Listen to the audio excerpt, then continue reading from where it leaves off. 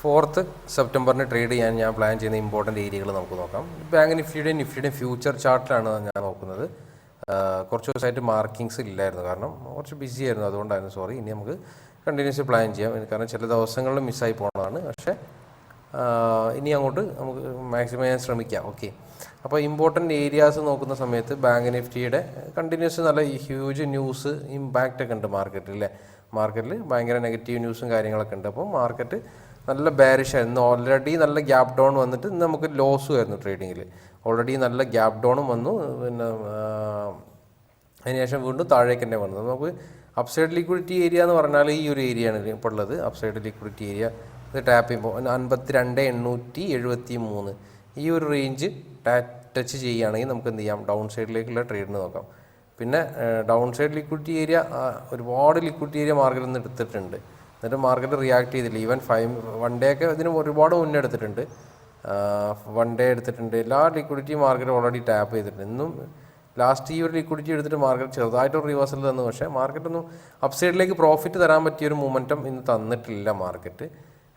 ഇനി നോക്കുകയാണെങ്കിൽ down side നമുക്ക് നിയറസ്റ്റ് ആയിട്ടുള്ള ഒരു ലിക്വിഡിറ്റി ഏരിയ ഈ ഒരു ഏരിയ 52,101 എന്നുള്ളൊരു ഏരിയ, 52,101. പിന്നെ അതിൻ്റെ താഴെ എനിക്ക് തോന്നുന്നത് 51,800 സംതിങ് ഒക്കെയാണ്. അപ്പോൾ ഈ 2 റേഞ്ച് ഇപ്പോൾ തൽക്കാലം നമുക്ക് യൂസ് ചെയ്യാം. 52,873 52,873 ടാപ്പ് ചെയ്യുകയാണെങ്കിൽ ഡൗൺ സൈഡിലേക്കായിരിക്കും ഞാൻ പ്ലാൻ ചെയ്യുക 1 മിനിറ്റിലെ പ്രൈസ് ആക്ഷൻ നോക്കിയിട്ട്. അല്ലെങ്കിൽ 52,101 ആണെങ്കിൽ അപ്പ് സൈഡിലേക്കായിരിക്കും ഫസ്റ്റ് ട്രേഡ് മാത്രമേ ഞാൻ പ്രീവിയസ് ടൈമിലുള്ള പ്രൈസ് ആക്ഷൻ വെച്ച് ചെയ്യുള്ളൂ. അതിനുശേഷം കറണ്ട് ഡേയിലുള്ള പ്രൈസ് ആക്ഷൻ വെച്ചിട്ട് മാത്രമേ ട്രേഡ് ചെയ്യുള്ളൂ. അതായത് ഇന്ന് ക്രിയേറ്റ് ചെയ്ത ഹയർ ടൈം ഫ്രെയിം ലിക്വിഡിറ്റിയോ അല്ലെങ്കിൽ ട്രെൻഡ് ലൈൻ ട്രാപ്പോ അല്ലെങ്കിൽ കപ്പൻ ഏതെങ്കിലും പ്രൈസ് ആക്ഷൻ ട്രാപ്പോ ഏതെങ്കിലും വെച്ചിട്ടായിരിക്കും പിന്നീട് ട്രേഡ് പ്ലാൻ ചെയ്യുന്നത്. ഇന്ന് നിഫ്റ്റിയിൽ നമുക്കൊരു 5 മിനിറ്റ്സ് ലിക്വിഡിറ്റി ഏരിയ എന്നൊക്കെ താഴേക്ക് മാർക്കറ്റ് നന്നായിട്ട് ഫാൾ ചെയ്തിരുന്നു. പക്ഷേ ഇതിവിടെ നമുക്ക് എന്താണ് തിരിച്ചുകൊണ്ട് 15 മിനിറ്റ്സ് ലിക്വിഡിറ്റി ഏരിയ അപ്പ് സൈഡിലേക്ക് ഒരു ട്രേഡ് കിട്ടിയ ഏരിയയാണ് ഇവിടെ. ആ ട്രേഡ് എടുക്കാതെ പിന്നെ ആ സമയത്ത് ആ ഒരു ട്രേഡ് എടുക്കാതെ ബാങ്ക് നിഫ്റ്റിയിലോ ട്രേഡ് ഉണ്ടായതുകൊണ്ട് ആ ട്രേഡ് എടുത്തിട്ടില്ല. പക്ഷേ ഈ ഒരു ട്രേഡ് എടുത്തിട്ടുണ്ടെങ്കിൽ പോലും നമുക്ക് ചെറിയൊരു ടാർഗറ്റ് ഈ ഒരു 5 മിനിറ്റ്സ് ലിക്വിഡിറ്റി ഏരിയ വരെ ടാർഗറ്റ് 1:3 or 4 ഒക്കെ കിട്ടിയിരുന്നു. പക്ഷേ ആ ഒരു ട്രേഡ് ആ സമയത്ത് ബാങ്ക് നിഫ്റ്റിയിലെ ട്രേഡിലായിരുന്നു. Even 5 minutes liquidity area tap ചെയ്തതിനു ശേഷം ഒരു എൻട്രി തരാതെ സ്ട്രൈറ്റ് ആയിട്ട് വന്നു. ഞാൻ പറഞ്ഞു, ഇത്തരത്തിലുള്ള ചില ഇങ്ങനെയുള്ള എന്തെങ്കിലും നെഗറ്റീവ് ന്യൂസ്, ഹെവി ആയിട്ടുള്ള എന്തെങ്കിലും ന്യൂസുകളോ അല്ലെങ്കിൽ ഇവൻറ്റ്സ് ഒക്കെ വരുന്ന സമയത്ത് നമ്മുടെ പലപ്പോഴും പ്രോപ്പറായിട്ടുള്ള ഒരു ഹെൽത്തി പ്രൈസ് ആക്ഷൻ മാർക്കറ്റിൽ കാണൂല. അത്തരം ഘട്ടങ്ങളിൽ പലപ്പോഴും നമുക്ക് എൻട്രി കിട്ടൂല. അതാണ് ഇതിൻ്റെ ഒരു പ്രത്യേകത എന്ന് പറഞ്ഞാൽ. പക്ഷേ അത് വളരെ കുറഞ്ഞ ദിവസങ്ങൾ അങ്ങനെ ഉണ്ടാവുള്ളൂ. ആ ഒരു ദിവസം നമ്മൾ ലോസ് അക്സെപ്റ്റ് ചെയ്യാം, പിന്നെ അങ്ങനെ ചെയ്യാം.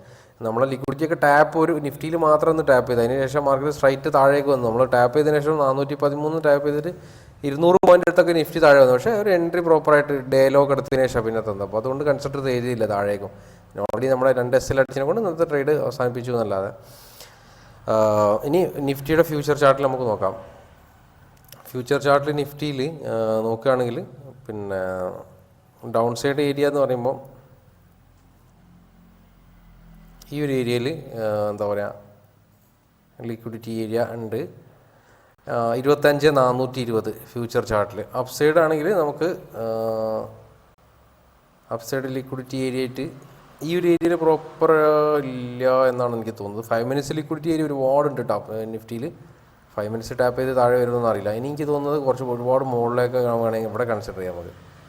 5 മിനിറ്റ്സ് ലിക്വിഡിറ്റി ഒരുപാടുണ്ട്. പക്ഷേ നമുക്ക് ഈ 2 ഏരിയ കൺസിഡർ ചെയ്താൽ മതി. ഒന്നെങ്കിൽ 25,818 അല്ലെങ്കിൽ 25,420 ഈ 2 റേഞ്ചാണ്. മാർക്കറ്റ് ഹെവി നെഗറ്റീവ് ന്യൂസ് വന്ന് താഴേക്ക് വരുമ്പോൾ നമുക്കൊന്നും പറയാൻ പറ്റില്ല.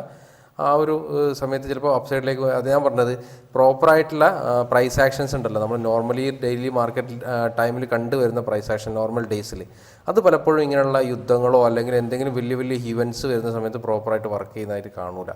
അപ്പോൾ ഒന്നുകിൽ ഞാൻ പറഞ്ഞ പോലെ, ഇന്ന് രാവിലെയും കൂടി പറഞ്ഞ പോലെ, ഒന്നുകിൽ ഇത്തരം നെഗറ്റീവ് ന്യൂസ് ഹെവി ആയിട്ടുള്ള മാർക്കറ്റിൽ അല്ലെങ്കിൽ പ്രീ ഇവൻറ്റ്സ് വരാൻ പോകുന്ന സെയിം ഡേ മാർക്കറ്റിൽ, അങ്ങനെയൊക്കെയുള്ള മാർക്കറ്റിൽ ഒന്നുകിലും സേഫ് ആയിട്ടുള്ളവർക്കൊന്ന് മാറി നിൽക്കാം, അല്ലെങ്കിൽ ക്വാണ്ടിറ്റി കുറച്ചൊക്കെ ചെയ്യാം, ഒന്നും കുഴപ്പമില്ല.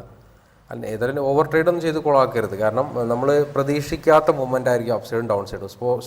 സ്റ്റോപ്പ് ലോസ് ഒക്കെ വെക്കാതെ ചെയ്ത് കഴിഞ്ഞാൽ ചിലപ്പോൾ നമുക്ക് ചില ദിവസങ്ങളിൽ അങ്ങനെ പ്രോഫിറ്റ് കിട്ടിയിട്ടുണ്ടാകും, പക്ഷേ ഒരു ദിവസം ഒന്നായിട്ട് കൊണ്ടുപോയി കളയും അങ്ങനെയൊക്കെ ചെയ്യുമ്പോൾ.